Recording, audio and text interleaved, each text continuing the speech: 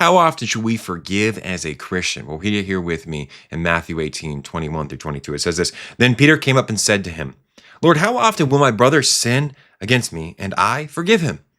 As many as 7 times?' Jesus said to him, 'I do not say to you 7 times, but 77 times.'"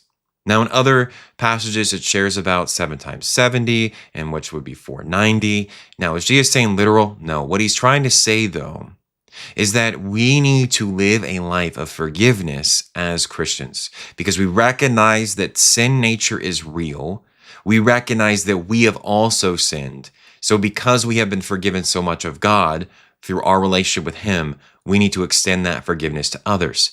That doesn't mean that we continue to allow them continual voices in our life. Doesn't mean we continue to have a relationship with them. It just means that we're deciding to no longer let the pain or hurt that one caused us be the way that we continue to walk in. And sometimes it means I forgive you, but I'm now choosing to respect and honor myself. And so I'm going to end this relationship, or I'm going to put boundaries in place to ensure that we don't continue to get to spaces or places that continue to harvest pain and hurt. Forgiveness, there are many lies about forgiveness. Many people may want to share with you and manipulate you in a way that you need to forgive, so that means you must now speak with me. But that couldn't be further from the truth, because there's going to be forgiveness that will be extended, but that does not mean relationship is also continued. There are moments where there are things that are done that relationship may end. It doesn't mean relationship with God has to end, but you as a human being may have to stop relationship with someone because they are causing you too much harm, they're causing you too much pain, and that's okay. Sometimes you need a season of life before you can get back into a relationship that is going to be good or healthy again. In my own life, I've had to set up boundaries with a parent of mine who has battled with drug addiction and alcohol, shared a message with me that was very hurtful and harmful to me. The words read, "I'm done with you, Jacob." Now, hearing this from your parental figure is never a good thing to hear, especially when that figure is your father. Now, hearing these words made me decide that it was time to set up boundaries with this person because what he was sharing with me was very harmful to my present day. I was walking in Walmart when this message occurred. It was hurtful because I am a son of my dad. There's no reason that any son should have to hear that from their father. I decided to make a boundary with him. I said, "Look, if you want relationship with me, I need you to be living a lifestyle that is cohesive to what I'm living out. And what that looks like is I want you to be 30 days clean and sober." Now, the reason that I've set up this boundary is because that message may have been done when he was under the influence of drugs or alcohol. That may be a true reality. However, I don't need to set myself to continual abuse and hurtful words just because you're my dad. Rather, I'm going to protect myself, take care of this soul, because it's important that I take care of me so that I can be there for my wife, be there for my kids. Now, this boundary has not been well received. This boundary has not been honored. And I'm not writing out this boundary as a rule and law. Make that very clear. I'm not saying that if you're 29 days free and you fell short, that no more relationship continues. It's more about, are you pursuing a lifestyle that is in alignment with the life that I want to live as well? Because I want to ensure that my children don't have any abuse, whether it be drug abuse, whether it be physical, mental. I want to ensure they don't have that. So in order for me to live a life that honors that commitment, I have to set boundaries with people who have not honored that commitment.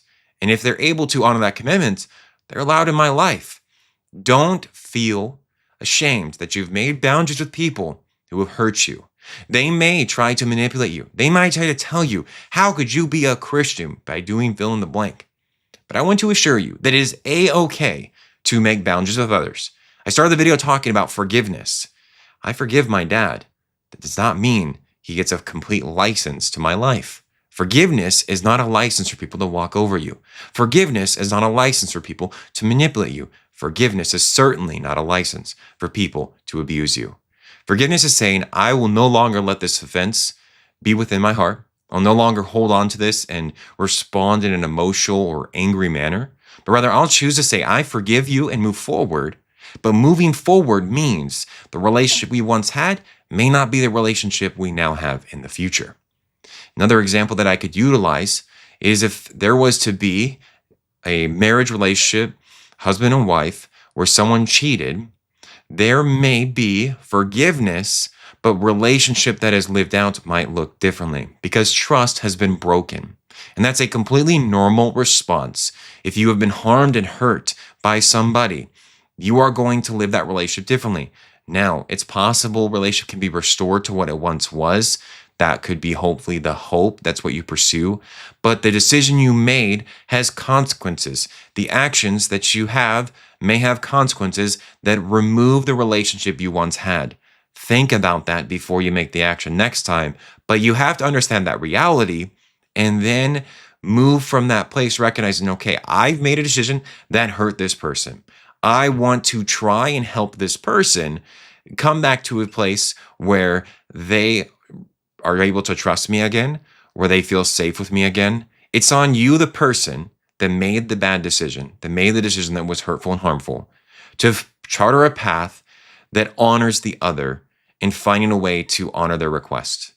And that's hard and difficult and not easy to swallow.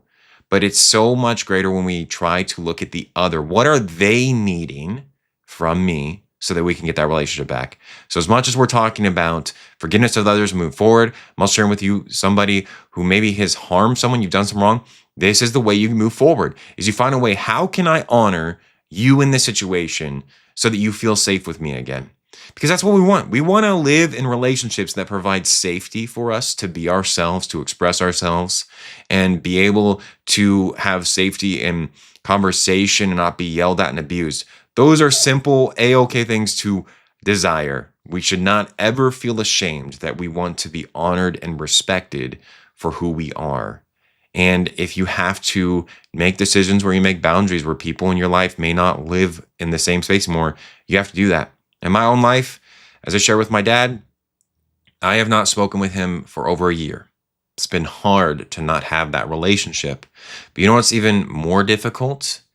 Having a relationship that continues to harm you, hinder you, and stop you from living in the full present-minded body that God has given you. That's what was occurring when I was in consistent relationship with someone who was not willing to honor and respect my boundaries and respect who I am. That is hard to even say because I still at times will struggle with the idea that I can take care of me, and it's not selfish, it's not rude or mean. And even if potentially it is selfish, it's okay to take care of you because Jesus Christ also took care of himself before he cared for those around him. He's not even able to take care of others if he can't care for himself.